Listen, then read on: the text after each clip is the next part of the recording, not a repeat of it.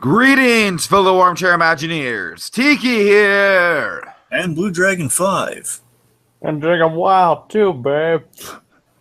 And welcome to another thrilling installment of Tiki's Universe. That's right, it's a show where we recap all the current hot animated programming. Let's go down the lineup, fellas. We got Tangled, which we're about to get into, hopefully within the next week or so. We're about to finish up with Milo Murphy's Law. DuckTales is coming out. Rick and Morty Season 3. We're going to be doing the new Deadpool show whenever that drops. Yeah!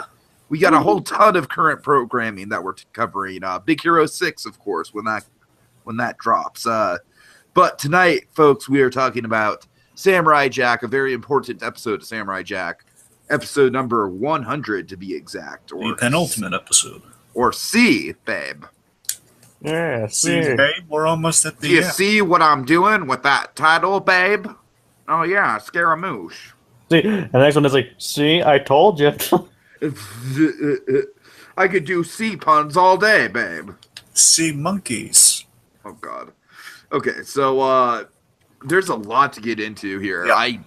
This might be my favorite episode of the season. I think this is really jam-packed with, it's not only got, of course, a lot of, everyone loves some Scaramouche, and we were kind of afraid that maybe he wouldn't get his day in the sun, and he did get his day. So we'll talk through all that. And then, of course, oh my God, the gut-wrenching last 5 minutes or so of the episode, and all that in between. So let's start off with the aftermath, the adorable aftermath from the very, the shall we say, hot and bothered ending to the last episode, to episode 8, the very hot and heavy ending. Yes, the everybody loves somebody ending, which everybody loves somebody. Yeah, well, it was a little divided in the episode. I tell you, that ending still is flawless to me. It's just perfect. But I like how the aftermath is realistic, where they've got all this gunk in their mouths and they're pull away. There's this, oh no, I'm sorry, it wasn't because of what we were doing. It's the residue. Yeah, there's lots of residue. Again, I love Phil Lamar's nervous Jack. Yeah. And this to me again, we had less. He had some lines that just didn't sound good, even if it was just kind of really nervous Jack. But no, I think they hit it perfectly. Mm-hmm. Young warriors and well. Oh, a small correction. Jacob was right. It was Lazarus 92, not 42. Okay, so after the residue gag, let's see. We have some great loving glances, by the way. I just wanted to acknowledge that right off the bat. There, Jack and Ashi. Again, just Jack in love is just so darn nice. It really is. I thought I had one of those shots, but I guess I don't. But I love the moment where Jack waves to Ashi, and then Ashi like turns around the corner, and she's just like, "Bye."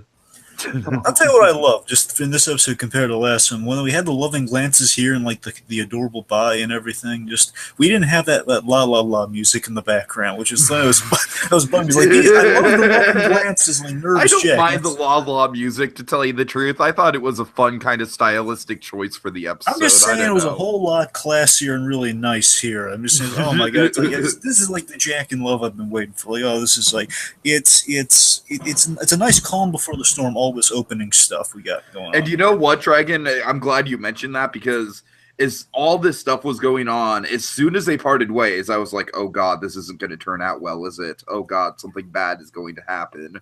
Yeah, it's of course I had my own theory going into it that it was going to be Jack making the big choice, and that's why this stuff is being built up. It went horribly wrong in the end, and we'll get to that. Yes. But again, the reason I think all the love stuff really pays off in the beginning here is that, it's paying off the arc that we've been setting up, and of course you get these great little bits here and there, just the two of them. It's a genuine genuine connection, really. Really nice, and I think I like this. And I think there might be a bit of foreshadowing in the scene here. So Ashi conveniently finds a prison guard uniform. Yeah. In the prison. Now I noticed this. I want to get you guys your view on this. There was a symbol on the prison. Nice. This symbol looks like a key to me, and I think it's on the uniform. It's on the wall and everything. I think. It's up to interpretation what it is. It looks like a key to me, which makes sense. Key, prison, lock and key, all that sort of stuff. I think it might be symbolism that Ashi's going to be the key to stopping Aku. Symbolism! Yeah, I could very much see that, Jack. Like evil Ashi turning against Aku, kind of like a Darth Vader defeating the Empire, the Emperor kind of moment. Yeah. More on that later, but yeah, it's Okay. of course. Also, we get again just compare the last episode. I'm going to take the shots of the last episode. I'm saying they get it really. I think they struck this one so right. I understand why. No, I just think it's very much comparing like the weakest the series had to offer to the best the series had to offer. We have a much classier bit of Ashi's curiosity and Jack's physique this episode. A lot classier than what we did last episode. Right. Reverse. I mean, this was nice. Again, it's like she's like experiencing a little like humble curiosity. Really nice. Okay, so meanwhile, Jack as Ashi's going to change out of the gi. I love that he's stiw correcting her on the gi. It's not right. Gi. We get this great kind of great bit. This is some good visual. Now, I love how the kind of the avatar of Jack throughout the series. The id thing. Right. I love how it's come full circle now to it's the Jack that we first started with in episode 1. It's no longer the angry mad Jack. Mm-hmm. Yeah. Now it's just like the sad, like I've seen it all kind of Jack. Right. It's you don't want to end up back here again. Like now that you're out of this state, be careful because you know what awaits you if something goes wrong. I also read it as it's like the last of Jack's id. The last version of Jack's id, or the hallucinized reflection of Jack, is a realistic warning. And I love how realistic this warning is from a reflective, not only just a reflection of himself, quite literally, reminding him that hey, this is what 50 years has done to you over and over again. So like the last bit of presumably last bit of kind of a vision of himself is like telling him, hey, you're out of the woods, you're back to who you were, yes, but remember what you being back on this path is going to do to you and anyone who's close to you. Remember that going forward. It's like a sad warning. Okay, well, you're all set, you don't need me anymore, but remember what could happen to you. Okay. And then as we get Jack and Ashi bonding, we get a great flashback, including a very memorable visual here. I feel like every episode has at least one of these, right? Like these kind of like paintings of these like vistas and the colors and the pinks. It just all pops out very well. Can one of you kind of describe what Jack's talking about with the cherry blossoms? Because he has a really nice speech about it. Well, the cherry blossoms really isn't important. This is basically just like a flashback to what his life was like in Japan. Well, I'm just saying, like, Jack's talking specifically about the cherry blossoms. Like, he seems to linger on that when he's telling Ashi about the story, and Ashi seems to kind of, like, take to that as well. Well, the thing is, I mean, like, in the show itself, they're really not that important or symbolic or anything, at least as far as I know, but the cherry blossoms are actually very popular and very abundant in Japan. Well, yeah, sure, I knew that. My read on it that's basically as far as it goes from what I know. Okay, fair enough. My read on it was that basically Jack's going through the changing of the seasons, and which is really kind of nice slice of life thing we got going on. And I took two things away from the scene. So one I'll get to in a second, but this in relation to the cherry blossoms is that cherry blossoms are, as we're going through seasons, we're kind of looking at the kind of transformations, and I think cherry blossoms is like a beautiful little transformation in between seasons, kind of like a sort of a. I want to say like a representation of spring, but the point is, I think what they might be hitting upon is kind of like a sense of kind of transformation in a positive, like kind of like what Ashi went through, maybe, and kind of what Jack's gone through in the series of getting back to his roots, so to speak. And speaking of that, the main thing I took away from the scene is that I think essentially we remember. Sorry. Essentially, Jack is he's kind of experiencing memory. I love the use of memory in this episode. Memory is kind of like a curse upon Jack here, where he's remembering his past. And remembering his past, we're kind of setting up it's like a final reminder is, okay, remember how the series started? We started in this land. This is like the first episode origin. Sure. So it's like we're coming close to the end. That's what I really took away as to why we're getting this flashback. But in addition to just that plot, that just generalized audience reminder, I think we had a great deal of character added to it. Like we see kind of the good, and Ashi kind of brings the Jack in this dark reality that he's lived. That basically he ever since he was 8 years old, which is the young Jack we see. I know that he looks younger than 8, but it's kind of the art style. Yeah, right. Ever since he was 8 years old, he's been involved in this war against Aku. He's been training for war like Batman, quite literally, and seriously went around the world. You might say I'm a young Bruce Wayne. You might say that, yeah. And again, so they're recapping the Genesis in the penultimate here, and then we have this. We had a really sweet bit in the scene where I love Jack talking about his past to Ashi amongst the campfire. Going, it's a real sweet gesture on her part, just kind of like making the food and stuff, even though the food was horrible. Right. And we have talking with his mouth full and everything, like, oh yes, it is very good. Yes, and we have that humble. Remember the humble A girl bit, the whole where they're ending girls. Oh yes, many, because the guy's not looking. Oh yeah, that's great. That's great. And then she just like rolls her eyes. And then he realizes, oh no, A girl, no, and we know this. There was no A girl because again, the whole Batman that's kind of training to fight evil for many years. And then we have. I mentioned this because I don't mean to linger on this here. I mentioned it because it's one of my favorite Philomar performances in Samurai Jack. I tell you, because the way Phil Lamar's played Jack for all the seasons is that Jack's a character of few words. Whenever Jack does speak, it's usually going to be important or like kind of rarely kind of for plot exposition, but usually it's like oh cool, or he's attacking, or it's like something's not right here. He's very very direct with what he says, and this is like a really nice kind of respite for Jack, kind of getting to know someone, saying it's nice. He has a great line here. It's nice to remember. It's nice to remember a time before Aku, a memory. And that's all he has, because he's convinced he's never going home at this point. Again, just one of the best Phil Lamar performances, and just on the episode as a whole, because I didn't really get to mention this last episode. This is the most on model perfect Jack's look, because they got the tint right, and then the thing with the animation on Jack is it varies a lot of the time because of the new animation styles that like you'll see right there. Especially in the reflection, he has these lines under his eyes. Sometimes if you add too many lines to Jack's face, it doesn't look quite right. But the only lines that you should add to Jack's face are under the eyes, and either that or no lines at all, which they get right and have like the perfect amount of paleness. So yeah, I think this episode it's firing all cylinders perfect. Okay, so let's get to the some plot here. Now, of course, you guys know way more about this than I do. I'm kind of lost in this scene, so by all means, take me through it, please. Right, so yeah, Jacob, please go. So in the episode Jack and the Traveling Creatures, Jack was told about this guardian who was guarding a portal back to his respective time. And I'm really condensing the story here. Mm-hmm. As we pointed out before, the guardian was guarding the time portal and wouldn't let anybody through, not even Jack. And he's actually one of the few people in the original series to actually beat Jack. Yes. And he was sent away for a while, and he was sent away. He never came back. Okay. But what happened was basically the portal talked to him, and told him that told the Guardian that it wasn't Jack's time, and that it would be his time in the future, featuring a much older Jack. Like not yet Samurai Jack. Right. And the significance of this scene here is it's a real kind of somber little nod to it's a somber nod to the Guardian, because he wore these little red glasses. He's a big blue guy, wore these little red glasses, and Jack recognizes it. And I love the little somber. I feel like him looking sad because he knows who this is, and he remembers this place. So it's not just like happenstance. Like he remembers this location as he's walking upon kind of the scrap pile, and that's where they fought. And essentially, it's a symbol to him is that there's like this big spire in the middle. It's like kind of broken in half, like the top of it's missing. That was the portal. So the portal's been destroyed, and so is the Guardian. I got that. That's a sign to Jack that even the portal I thought Aku didn't know about is gone. So there's no way home. And it might be a misdirect in case the Guardian is not dead. So and of course, remember, we have to bring up that Jack did this all behind Ashi's back. He basically left in the middle of the night to pursue this.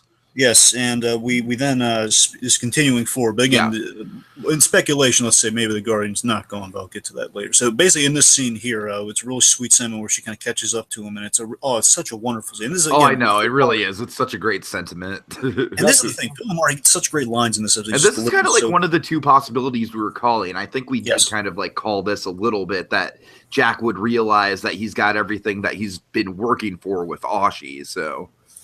Yeah, just this wonderful kind of sad but moving scene where Jack's explaining that Aku takes, again, like the best kind of line you could have to summarize kind of all the stuff Jack's been through. Jack explains to her that Aku has taken everything Jack loves, his friends, family, everything Jack, turning all of them into memories. Yes, and again, I love the use of memories like that. You rarely get memories as again, there's this memories of like all the things that he's lost. These memories we think it was a good thing. Memories. A terrible thing in the case of in the case of Jack, he doesn't want Ashi. The best line here. Doesn't want Ashi to be a memory. And that's so sweet. And then Ashi comes back and saying, look, together, we've been through so much. Together, we can defeat Aku. And it's like, oh, it's so hopeful and so nice. And, these two, you just want these two kids to get together. And you just want these. God. Yeah. And it's just, of course, rewatching the episode. It's just like, oh, something bad is about to happen. Lingering tension. Yeah, and then this is fueling the theory that Tiki's remind us of here is that if Jack, of course, if Jack goes back in time, that means Ashi doesn't exist, and it hasn't Jack isn't thinking about that yet, but I think it's just cementing that if Jack were to continue to exist in the future, at least he has a happy ending with Ashi. Right. And then we'll take a bit from the dark punctuation to this scene, which is. But let's backtrack to the B story. I'm a squid, babe. Oh, yeah. Somehow I have sentient control over this creature. What's up with that, babe? I love the idea of Squidamoosh. Not Squid. It's not Squid. It's Octomoosh or Octomoosh. Yeah, I like Octomoosh, but I got 8 legs, babe, and I know how to use them. It makes so much sense because he was in the water, and he got having to land upon one of these things. It's like the perfect way of getting them around. It's kind of like a Hank from Flying Door. It's like, okay, that's how it gets around. It's like so useful, and it's so fun. An octopus baits a talking penis. Oh God. Anyway, so what I really love, I love this call here, and basically it's in this scene as I love that we pulled a really obscure reference for Aku here. It's so ridiculous, but it's so funny that we do. You guys seen the Chevy Chase Vacation movie, right? The original. Yeah. Remember Wally World? Yeah. That's what they're doing here. They're doing, they get to the gate, and then the moose is telling them. Oh, right, yeah. Wally World's closed. And that's just the moose is going through. He reached Aku finally. It's like, no, Bag, no. I'm gonna hold Chevy. I'm gonna hold John Candy at gunpoint. Exactly. That's essentially. Oh no, we're gonna have some fun, babe. He's going up there, and he's basically this is the. I think Scaramouche knows scary much about the ins and outs, babe. Yes. And what's really fun here, and I love this, as we've built up with Aku, is even though we had like a little bit of excitement with taking on the Scotsman, this is the peak of Aku's malaise. Because the fact that he put this little standee out, this little recorded Aku out there, is just saying that, I've given up. I'm not seeing any more people. I'm just residing. I'm all hypnotized and everything. Well, the thing is, though, at least he was polite about it, too. Yeah. He was. He was like, I apologize for any inconvenience this may have caused you. Exactly. It's just like the peak of Aku's malaise. He's so depressed, and he's just laying down there for like God knows how many years he plans on just staying down there. And then, of course, I called the whole Scaramouche informing Aku of Jack not having the sword right as Jack gets the sword. Yeah. It wasn't like right when he got, but the fact is Jack already has, and it's like the fun dramatic irony of, okay, well, our guy doesn't know this. And of course, it's really fun. Like, Aku reacts accordingly. Like, he's gung-ho about it as soon as he finds out. After he makes Scaramouche swear on his life that are you sure? Yeah, babe, I stake my life. What joy. Yep, and then we called this. We were hoping for this, and Aku with a snap, a blast from his eyes. He gives Scaramouche's body back, and they have a dance party. Oh my God, this is so wonderful. This might be one of my favorite moments in the season. I laughed so hard. I haven't laughed. Oh honestly, yeah, shake it, Aku, babe. I think since the Everybody Loves Somebody ending, I haven't laughed this hard with Samurai Jack. Dragon, I think this would be a fantastic cosplay, don't you? I mean, just Scaramouche in general. Oh yeah, Scaramouche is an awesome costume. Right, I totally want to make that costume. He's dressed in like those Hanna-Barbera old school colors, the orange and the purple. It's kind of dressed like Daphne from Scooby Doo, essentially. It's like, what if Daphne was a crooner and she was also battle ready? It's like, I want to wear the too. Everyone for those meddling kids. Yeah. And your dog too, babe. Yeah. So let's see. All this levity, as great as it is, and basically Aku out of his malaise, so happy-go-lucky. Then we get the revelation. So we had a really great. I just like the part before that where he's like, "Why would we pick now for our meeting again?" But he does a pretty good impersonation of Jack. Oh yeah. What was so great is like after the happy-go-lucky, like we can defeat Aku, then Aku just shows up and we have him in silhouette with only the eyes showing. Like we have some really good shots. It'd be impossible to get them all because the episode's really well composed with good shots. It really is. It really is. Yeah, we had a tough time narrowing it down. You see what I mean? It was like a perfect edit of like, and then Aku shows up just the minute they think they're confident enough to defeat him. And Ashi's in shock. Like, oh my god, the deity my mother worshipped for so many years. Like, oh my god, stand right in front of me. Yeah, and it's probably like I bet he's more larger than life than she could have possibly imagined him being. You know what I mean? Way bigger than the statue. Well, think about it. All she's ever seen of him is that statue. Yeah, right.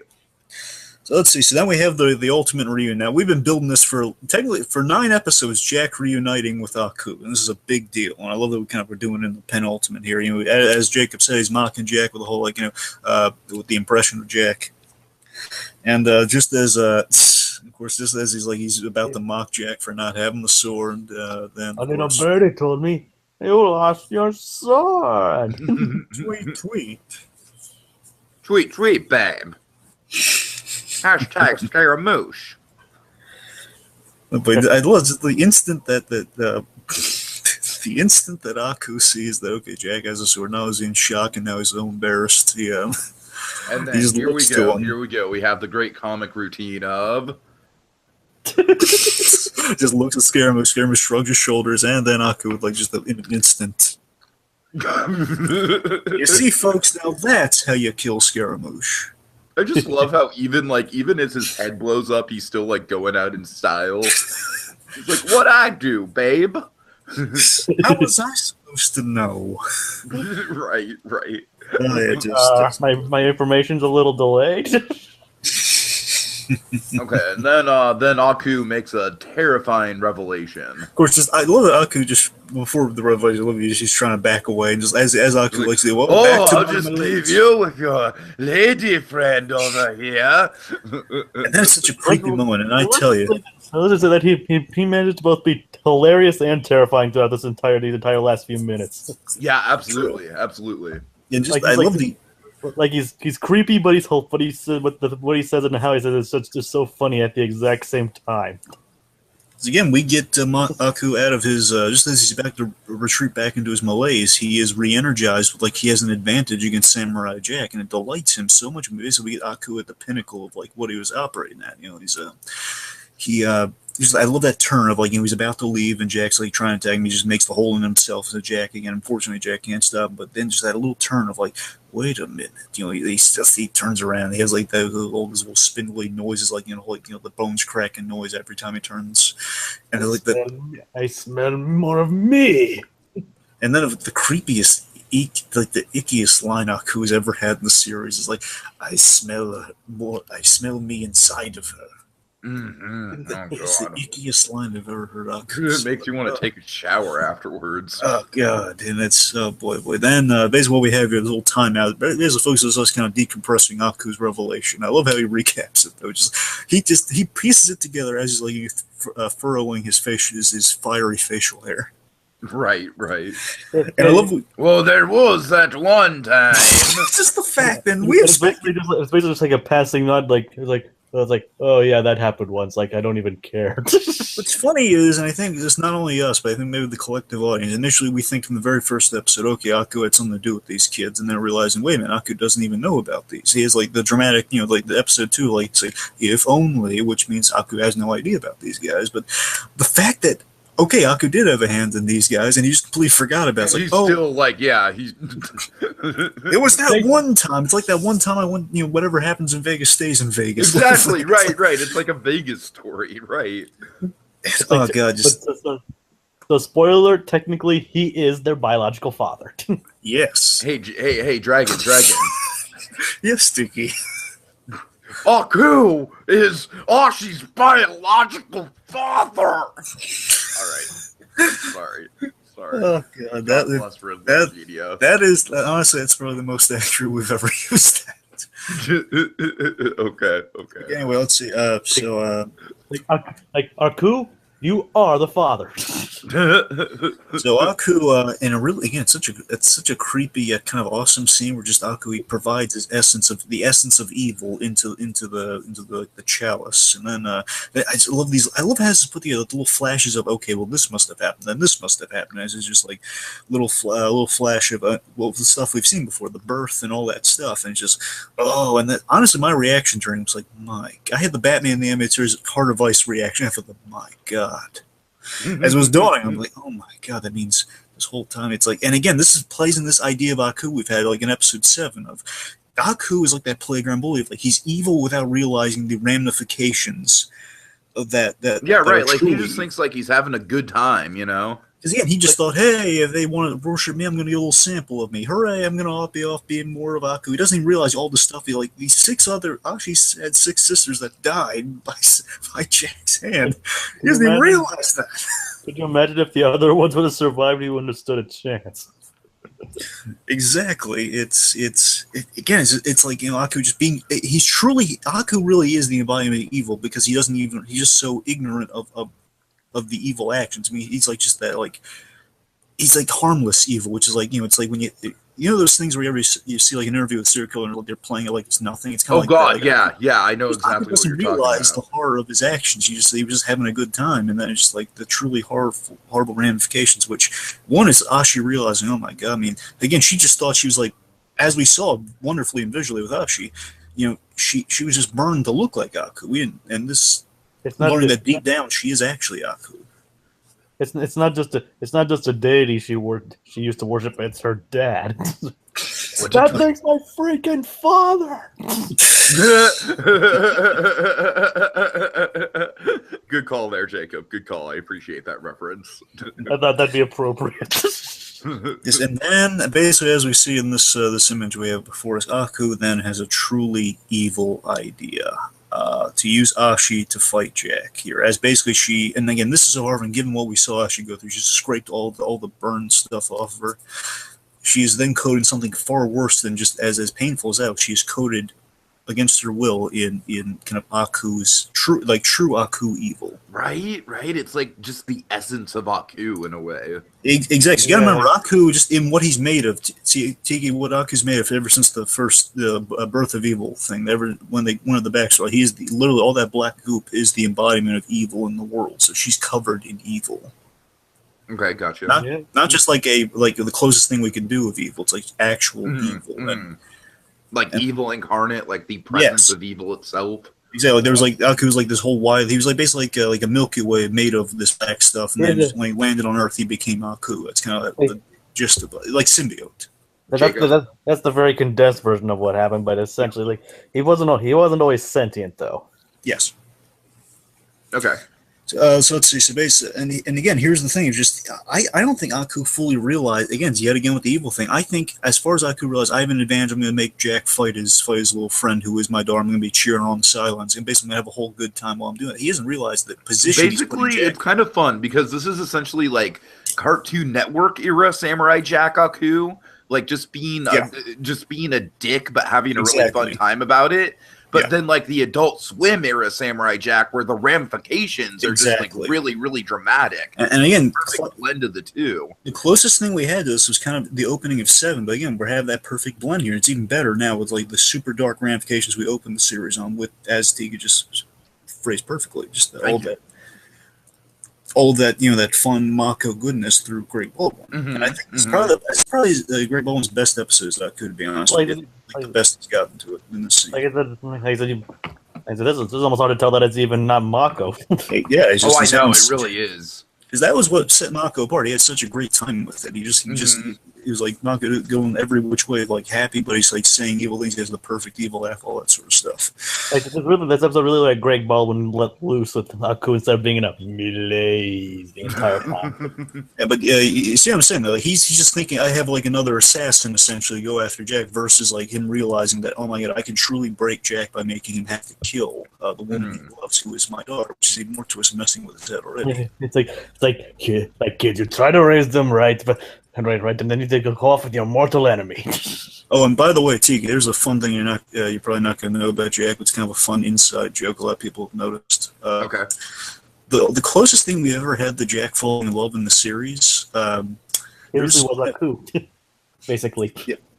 Yeah, I was gonna build to that, but yes, essentially, Aku shapeshifted into a woman that Jack kind of had like a flirtatious thing with. Oh God, okay. And it's like it wasn't like true love like with us. It was just like they kind of like he was kind of nice to her, and they fought well together. But at the end, right. like they hit upon a time portal, saying then of course Aku smashed the time portal, whatever. It was like, hey Arnold, like Jack liked her. I guess. So I'm just saying, like, it's kind of this dark joke is that Aku that every time Jack falls in love, it's kind of with Aku in some twisted way. Right. What's up with that? Yeah, that's like the twisted thing. Aku's always involved somehow whenever Jack falls in love.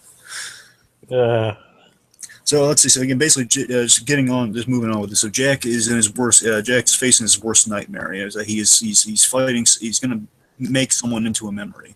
Mm-hmm. Oh yeah. So he's pleading with Ashi during the fight, for gain control. He's saying he gets some great lines here where he's saying, you are not your father, you are not your mother, you are you're your own person, you are good, and oh my God, it's like really touching stuff. And then of course the horrifying imagery. So Jack surrenders. He does. After Ashi begs him to kill her.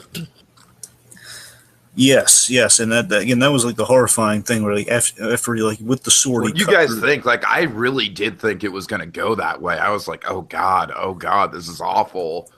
I thought it was just going to end up that way, just like kind of shockingly. But then when he like cut the evil so she can like kind of get through for a moment, when she begged him to kill her, that's when it was like, oh my God, they're going to go there. Mm-hmm. Right. I was really like tearing my hair. Like I was yelling at it sounds so stupid. I was like yelling at him, no, don't do it, no. And then I was like, the bit there where just Jackie he surrenders because he can't do it. He can't kill her. Mm-hmm. And again, it's a very heroic thing for us. You saying you kill me and destroy Aku, which Jackie just can't. The dropping of the sword is a powerful image. Oh yeah, very much so. Very much so. I mean, it's I a love big moment in his whole arc of the series. And what's great is Aku's shock at where he says like, wait. Just, like he doesn't know how to handle it. He's just like, you mean? It's kind of like the Megamind situation in a way. Yes, in a way, yes. I agree with that. Just kind of that, he's just in shock. And he's like, then we have this, basically with the last image of the episode is what we have before us. And as we go through, it's like, we have this, what I like to call a beautiful, tragic portrait of an ending. Mm-hmm. With Aku victorious, which of course harkens back to the original opening of Samurai Jack, where they have these beautiful paintings like this. So it shows another like the last one before the end. Like we're familiarizing everyone with the format of Samurai Jack as we get close. And again, the tragic image of Aku, all happy-go-lucky, holding the sword. I win. And as we go down, it's basically kind of like the anti-Legend of Zelda shot in a way. it's like kind of like an Excalibur thing almost. It's like, I pulled it from the sword and pulled it from the stone. Look at the stone as we pan down. This is almost kind of like a Haunted Mansion stretching portrait in a way. So now would be a good time to remind people that Aku can't actually use the sword himself because as the embodiment of evil, the sword was crafted to repel evil. He cannot use it himself to kill anybody. Now let me ask you this: do you think Ashi can use it because she's coded in evil, so she may not be able to? So I say let's hold off that. Right. So Put a pin in it. So I was actually going to lead into that as I can ask you guys that, but it's an interesting theory because if she is the daughter of Aku and now has the evil ooze or whatever you want to call it all over her, if she might not be able to use the sword. Yeah, well, okay, we'll get that in 1 second. It's all fresh in our mind. So let's pan down. We get the ending of the tragic show right there. So like Ashi is standing there and this monster. I love that she's like she's the priestess realized, with the fiery eyes and the fiery white eyes, and when her face came through, she looked just like the priestess. Right. It's like the sad, it's like the tragic. She became her mother. She's now completely covered in the black, like her mother envisioned her. Yep, and just Jack here is he's just Jack the word at low of lows, absolutely in all of the series, just low of lows. Like the woman he loves is just she's become Aku, or at least the actualized daughter of Aku, and Aku just victorious, holding his sword. The thing that's eluded him this whole beginning of the season that now Aku has, and it's a sad one for you folks, I tell you. Oh yeah. All right, so let's Jacob, let's get back into what you were trying to say. Because I don't know, it's interesting because you're right with Ashi. I don't know. I'm kind of like in terms of spec, I think there's only a couple ways to go about this. Like, do you think it's possible Aku destroys the sword? Oh, I'm sorry, Jacob. You answer that one.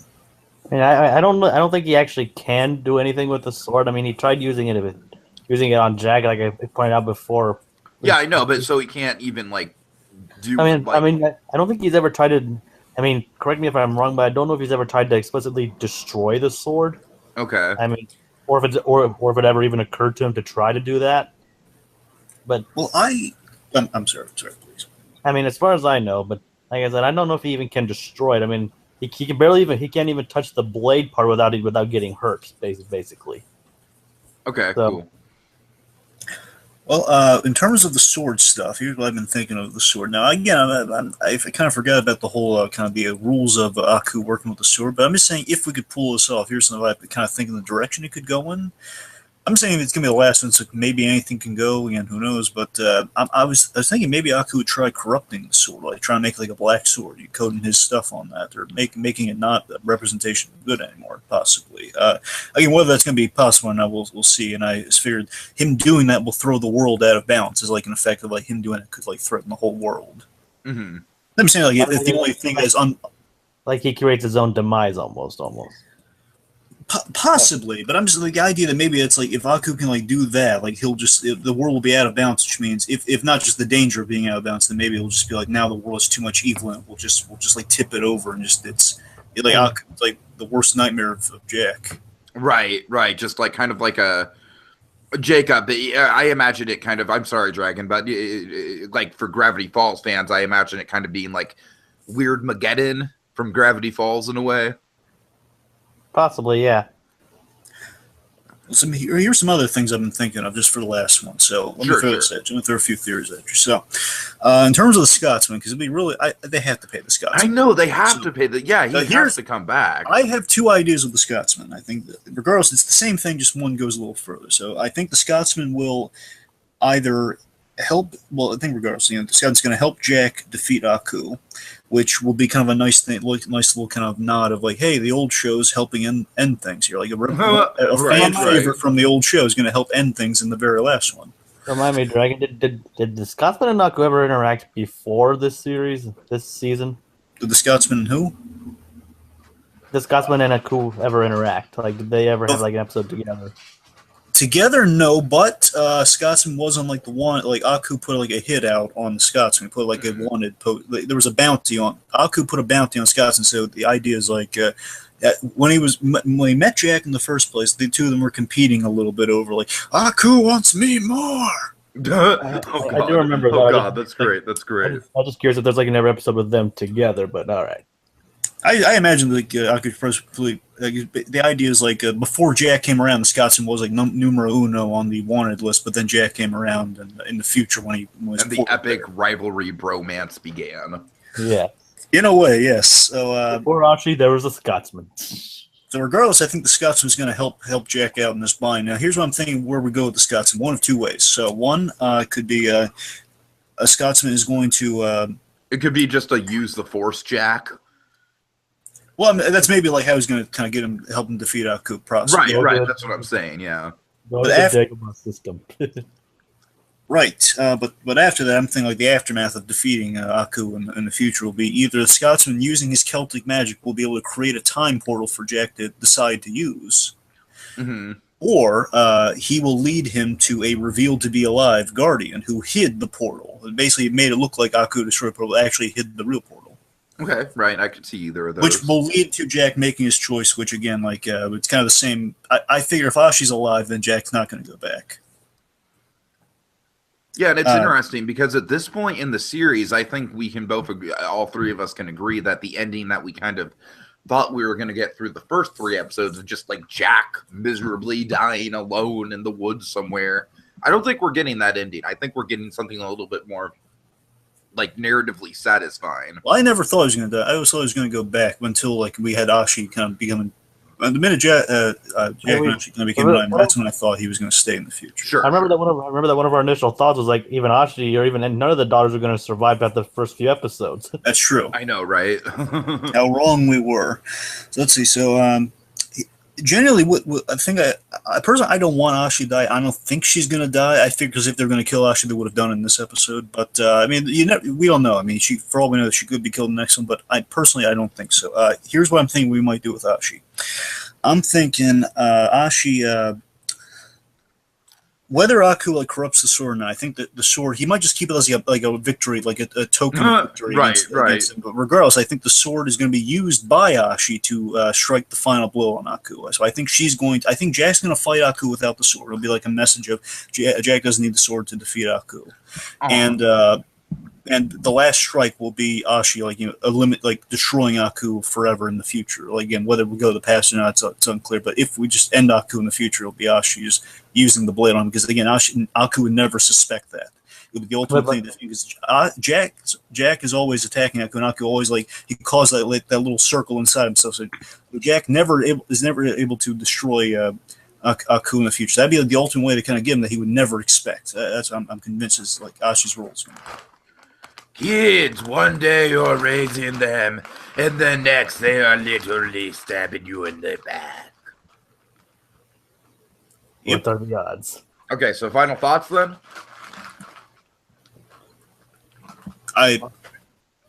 Basically, my only thought right now is I can't wait for next week. Oh, I know, right? Yes, I'm in agreement. This episode was really good. It was a fantastic penultimate, kind of like a pimento of penultimates, kind of like compared to Better Call Saul for a moment. It's like that great, where the heck are we going to go next? That's right. Chuck was betraying Jimmy the whole time. It's Ashi's now under the control of Aku, and Jack may or may not. Aku is Ashi's biological father. Jack may or may not have to kill her. Father. I have to keep saying that. Jack may have to kill the woman he loves. Oh God, what's gonna happen? Will they go back to the past or not after all these seasons? What's gonna happen? Yeah. So I'm very hyped, to say the least. Yeah, I really love this episode, folks, and I'm so glad that we decided to recap this whole season. It's been a lot of fun seeing the rise and fall of Scaramouche, for example, and other great story arcs kind of come into a head, and I can't wait to see what happens next. And until then, for the last time, next week we will be talking more Samurai Jack. What Jack? He's got to get back. Back to the past. Samurai Jack. I don't want it to be over, babe. It's such a good show. Can we just keep it going, babe? Come on now. Don't go. Come on, Adult Swim. Level with me, babe. Come on.